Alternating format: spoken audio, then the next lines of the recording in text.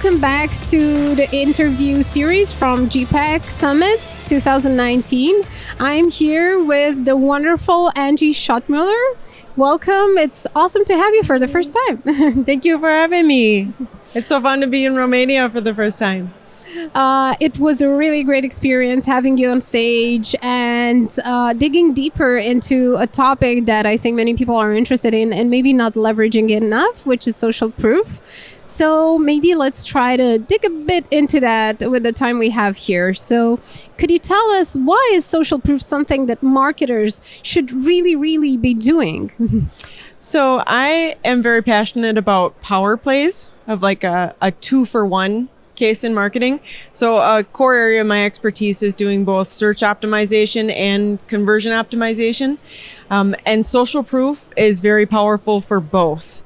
So if you're looking to get like the reviews, the counts, the shared photos, these are very impactful for search optimization, but used strategically can also help aid conversion.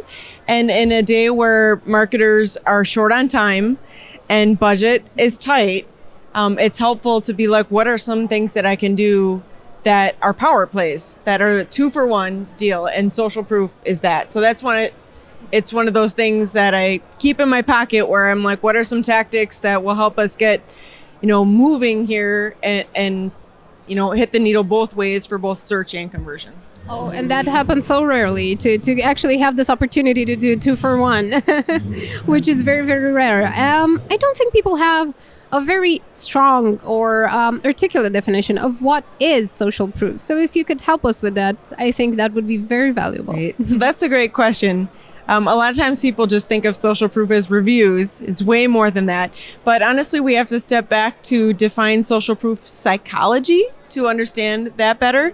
And social proof psychology states that when we're fearful or uncertain, we look to the behavior of others to guide our decision making.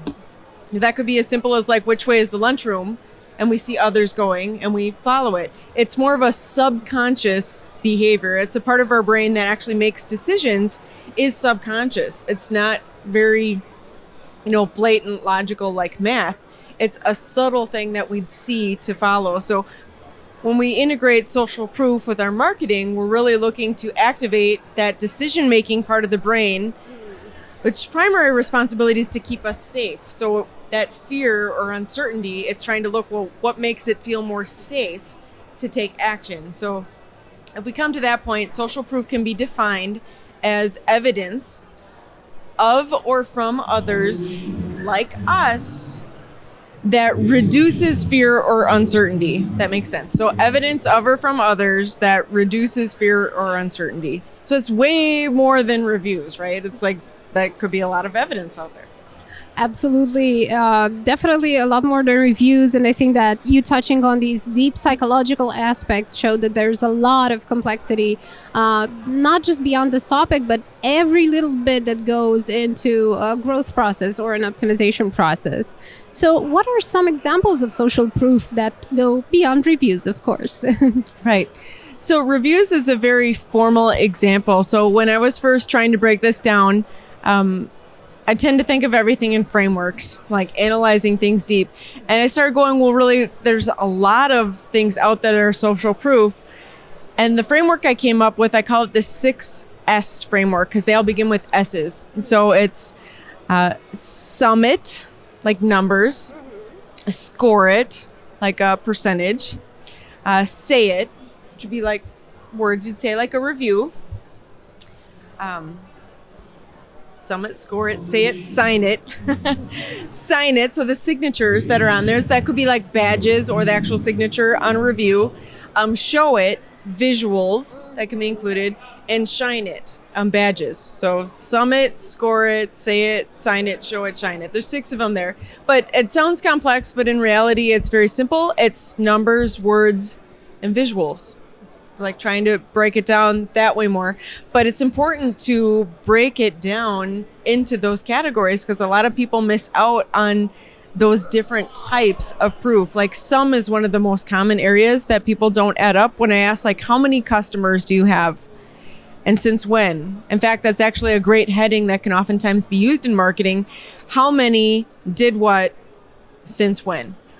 How many did what since when? So it's like, 2,000 customers enrolled in ethics training since 2001. It's like that's evidence of others. Doesn't have to be in the review format, right? We're getting the different types of proof in there.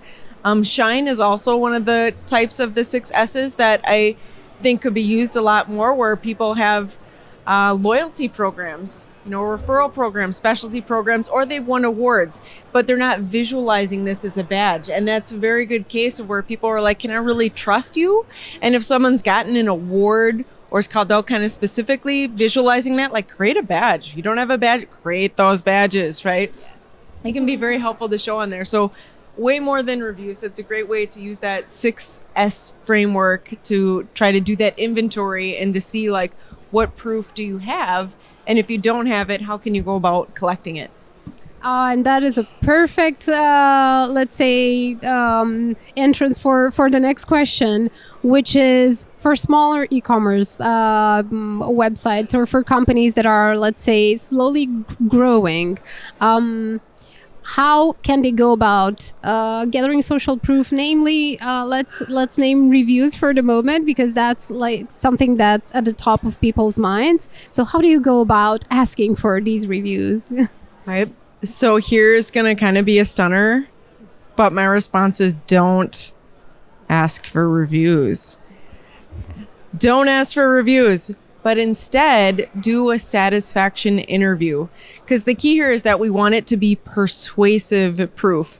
And if you just ask someone to post a review, which apparently 77% of people will post if you ask them to, but it likely won't be persuasive. They'll likely post something like, oh, I loved it, it was great. Okay, not persuasive. So if we come back to that definition of social proof psychology, it's only going to influence behavior if it buffers the fact that we're fearful or uncertain.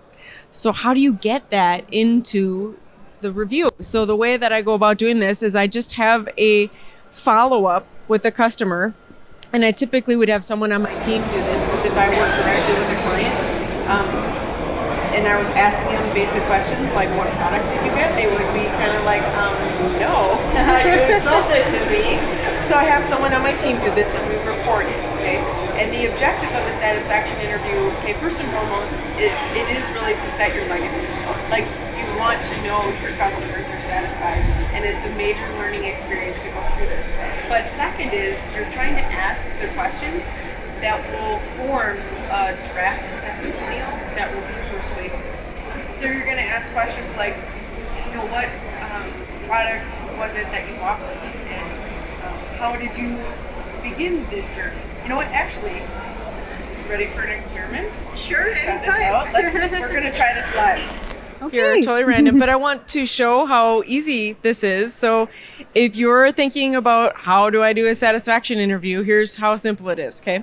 So Let's do it. just for purposes of the story, think about a product that you recently bought. And sure. for sake of argument, it was a positive experience. Yes. Okay, so you have that in mind. So now if you were doing this, this would be your client that you're following up with to ask about how their experience went. Okay, so here we go. So how did it go? Were you satisfied with your experience on a 1 to 5 scale? Yes, it's a total 5.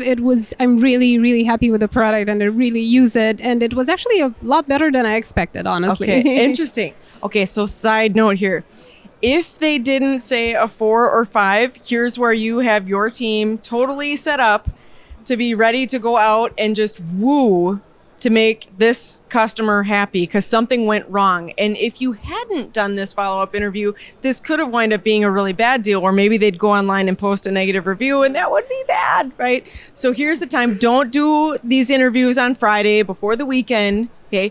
Do it when you know you have time to respond right away, because that's what the customer will remember. They will remember like maybe something was slow before, but it wasn't when they followed up, and were obviously very concerned because they want to know you're satisfied. And then when you said, not quite, drop everything, make sure satisfied, because you're going for that 5 part. But we got a 5 here now, so we'll keep going with our interview. It's like, that's fantastic.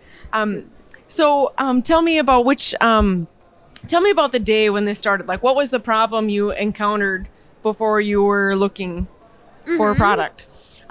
So one of my issues was that I have a cat and it sheds, of course. So I had trouble kind of keeping up and kind of maintaining the cleanliness in the apartment post having like the massive cleanup session.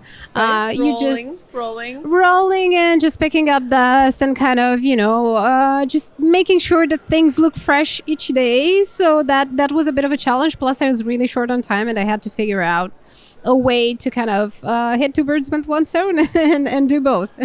Okay, interesting. So what product did you purchase? So I got a Xiaomi Roomba-like vacuum, which was a total game changer. And not only does it make it like fun to clean, but you can just make sure, it just goes around by itself. You don't have to watch it. You don't have to supervise it. You just hit go, and then 40 minutes later, the apartment is spotless. Fascinating. So when you were interested in checking out these kind of vacuum options, what were some key questions or uncertainties that you had, with them? I wasn't that sure it would really do like an actual good job and pick up dust. And I was worried that it might be superficial, I guess, do superficial cleaning.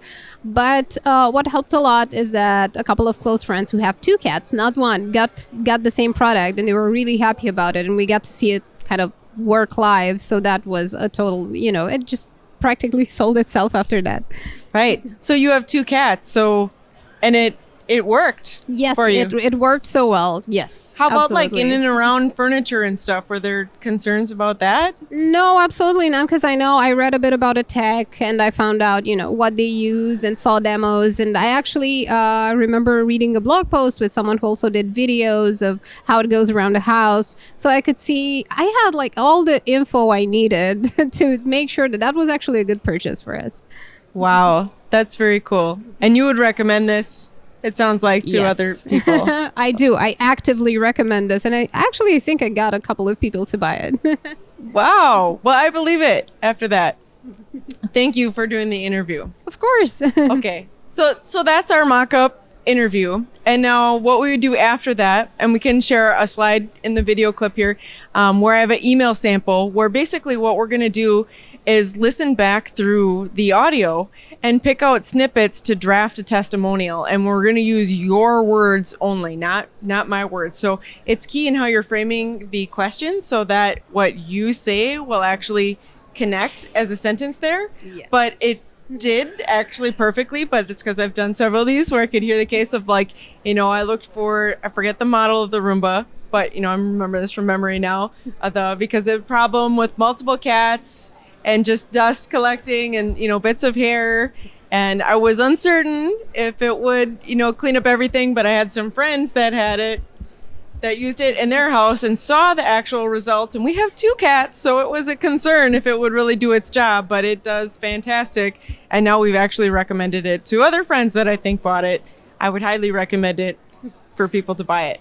Did I summarize that very good? Yes, that's a perfect summary. And not only that, but it is very specific. It's very persuasive. It actually includes additional social proof from the friends who already tried it. Right. So it's like a layered kind of social proof. So the key thing that we'd be looking for that we want to be included in there, 3 aspects of a persuasive testimonial core, is we need the problem uncertainty, then what the solution is, and then the specifics. And the problem is important to state because sometimes people search for the problem and not the solution because they don't know the solution yet. So that's a key part of how we said we're talking about SEO and conversion optimization. If people are searching for the case, if I have, extra cat hair or vacuuming challenges, we wanted to make sure that those phrases are in there. So that helps with SEO.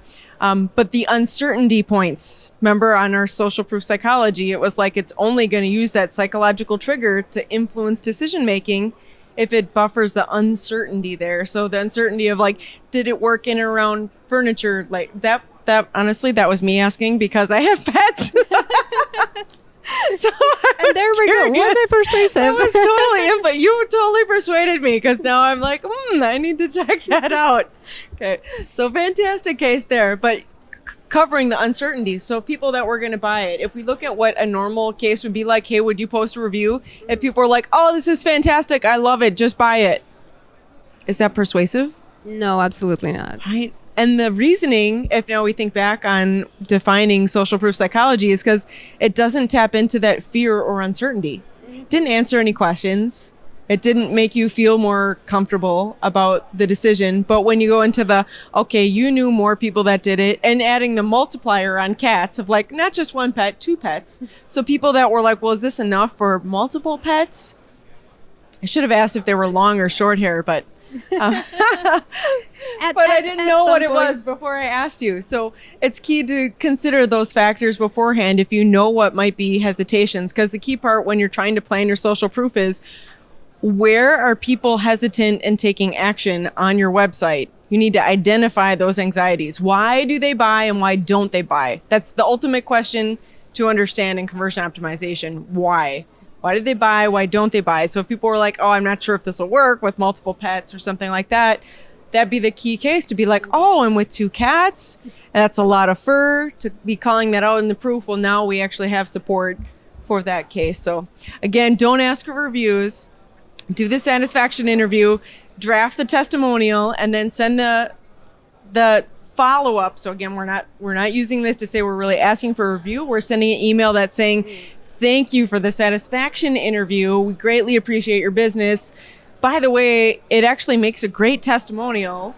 Might you be interested in posting it online? Feel free to edit, more in your own words in case we misunderstood your comments.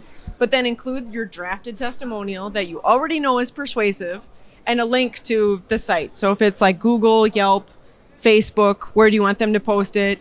And a PS, might you have any action shots that you might be able to share, of your kitties with your, with your Roomba or something like that, because the photos are also excellent social proof.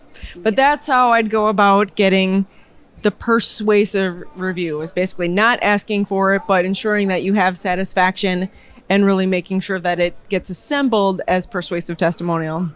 I think this is such a valuable exercise, and thank you for kind of doing this with me. I picked up a lot of great tips. It's super practical, totally worth implementing, experimenting with, and seeing how much it works, and obviously then scaling that model. So thank you for sharing this with us. Thank you for being here.